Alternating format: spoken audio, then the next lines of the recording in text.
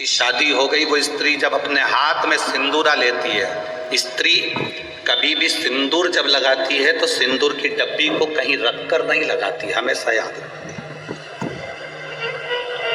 जिस नारी सिंदूरे को नीचे रख दिया या सिंदूरे को अलमारी पर रख दिया या सिंदूरे को टेबल पर रख दिया और उसमें से लेके सिंदूर लगा रही है, तो वो नारी, हाँ, एक जगह पर सिंदूरा रखा जा सकता है, जब आप सुहागल कर रहे हो, कोई पूजन कर रहे हो, तो आप देवी जी को, गणेश जी को जो सिंदूर चढ़ा रहे हो वो चढ़ा हुआ जमीन पर भी रखा हुआ मांग में धर सकते हो। पर जब आप स्वयं 16 श्रृंगार कर रहे हो, उस जगह पर सिंदूरा जमीन पर नहीं रखा जाता। सिंदूरा जमीन पर रखा हो, नारी मांग का सिंदूर भरती हो तो पति को रोग ग्रसित करता ही है, पति रोगीला होता ही है, ये निश्चित है। तो उसका पति रोगीला जरूर होगा, ये निश्चित है, उसको रोग जरूर घेरेगा, ये पक्का है। स्त्री जब सिंदूर उसकी मांग भरता है तो पति के भी हाथ में सिंदूरा पकड़ाया जाता है और पति अपने हाथ से उस मांग को भरता है। पति के हाथ में सिंदूरा पकड़ाया जाता है, वो सिंदूरा साधारण नहीं है।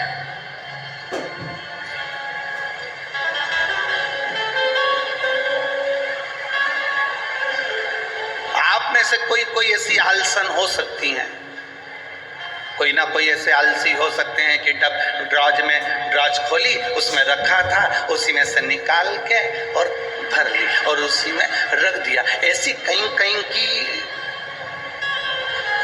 मिस इंडिया हो सकती है, ऐसी कहीं की। पर मेरा विश्वास कहता है, भिंड जिले की तो नहीं कह सकता कि ऐसी होगी, भिंड जिले की जितनी होंगी हाथ में सिंदूरा लेकर सिर पर मांग भरने वाली, सिंदूरा हाथ में लेकर। तो स्त्री को हल्के में ले लो, पर उसके सिंदूर को हल्के में नहीं ले सकते, सिंदूर में वो बल होता है।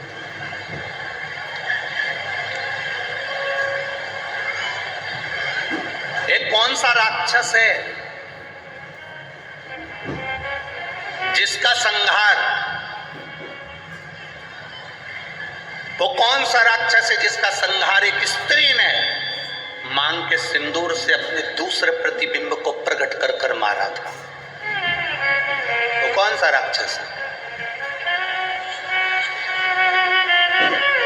ऐसा कौन सा राक्षस जिसको वर था कि वो स्त्री के हाथ से मरेगा और स्त्री अपने मांग के सिंदूर से, उस सिंदूर से अपनी परछाया प्रकट कर लेती और परछाया से मारती?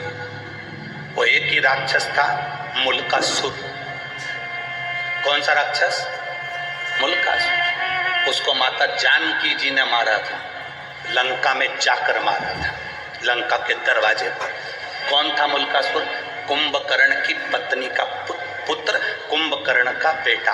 कुंभकर्ण की जो पत्नियां थी उसमें से एक करकटी थी जिसका पुत्र भीम था। उस भीम को शिवजी ने मारा था तो वो भीमा शंकर बन गया था। और कुंभकर्ण का एक बेटा था मुल्कासुर, जो जन्म लेने के बाद मूल में हुआ था तो उसको भिगवा दिया गया था, जिसको सीता जी ने मारा था, माता जानकी जी ने मारा था। मांग के सिंदूर में कितना बल होता है?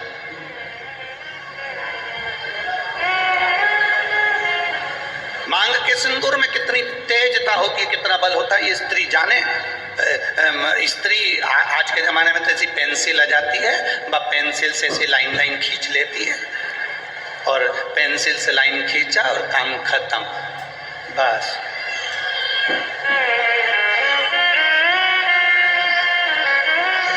नहीं भाई,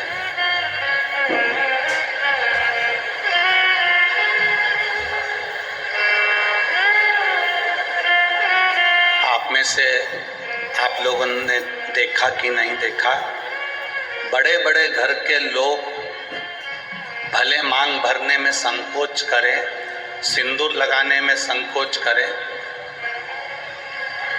पर तुम्हारे यहाँ पर कोई काम करने वाली आई हो ना, तुम्हारे यहाँ कोई बर्तन मांजने वाली आई हो, वजन ढोने वाली, ईंट रखने वाली, फावड़ा गेती रखने वाली, रेत भरने वाली, वो काम करने वाली स्त्री को देखना।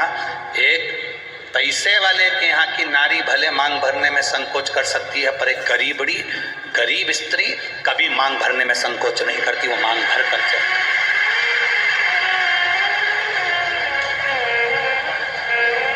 आपके यहाँ कोई बर्तन मांजने वाला आते हो, आपके यहाँ कोई झाड़ू लगाने वाली आती हो, आपके यहाँ कोई पोछा लगाने वाली आती हो, आपके यहाँ तगाड़ी ढोने वाली आती हो, वो स्त्री मांग में सिंदूर भर कर चलती है।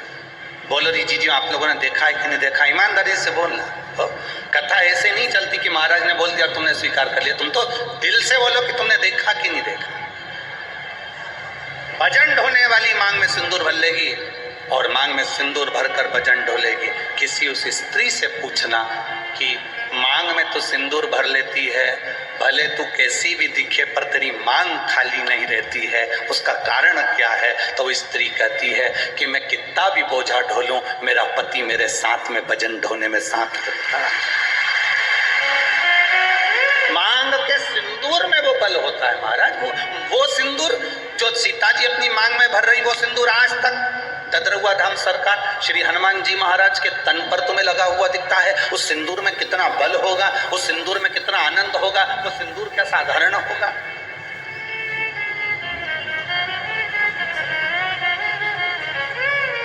उसको पहचान, उसको जान।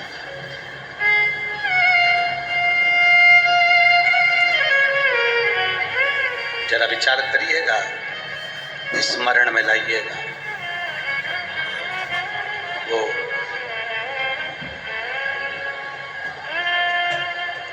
मांग का सिंदूर इतना प्रबल होता है, वो कहे ना, वो मुल्कासुर की वो कथा आती है, आप लोगों ने सुनी तो होगी, हमारे स्मरण में है कि आप लोग सुन के तो रखे होंगे, पर फिर भी आज शिव महापुराण में निकली है तो आप स्मरण करेंगे। कुंभकर्ण का बेटा मुल्कासुर मूल में पैदा हो गया। कुंभकर्ण को मालूम पड़ा मेरा बेटा मूल में पैदा हुआ है। कुंभकर्ण ने दासियों से कह दिया इसको जंगल में फेंक दो, ले जाओ इसको और वन में डाल दो,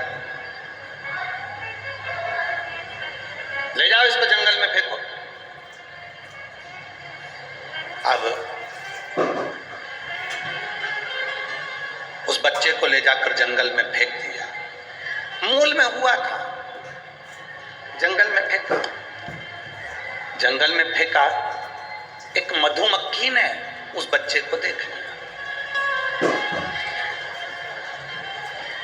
मधुमक्खी ने जब बच्चे को देखा कि कोई बच्चा रो रहा है और बिलख रहा है, इसके घर के लोग उसको यहाँ पटक कर चले गए। मधुमक्खी ने अपने छत्ते को छेदित कर दिया।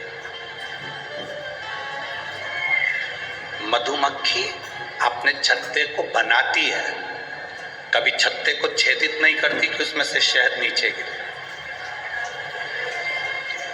कभी छेदित नहीं करती मधुमक्खी, अपने छत्ते को बनाती है छत्ता, पर छेदित नहीं करती। छत्ता बनाएगी पर छेदित ना करेगी, छेदित ना करेगी।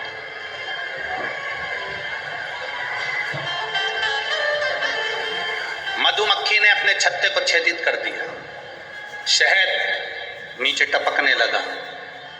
वो जो मुल्कासुर था, कुंभकर्ण का जो बेटा था मुल्का, वो नीचे सोया था, रो रहा था। मुंह में शहद उसके जाने लगा। मुल्का धीरे धीरे धीरे धीरे रोना बंद कर दिया।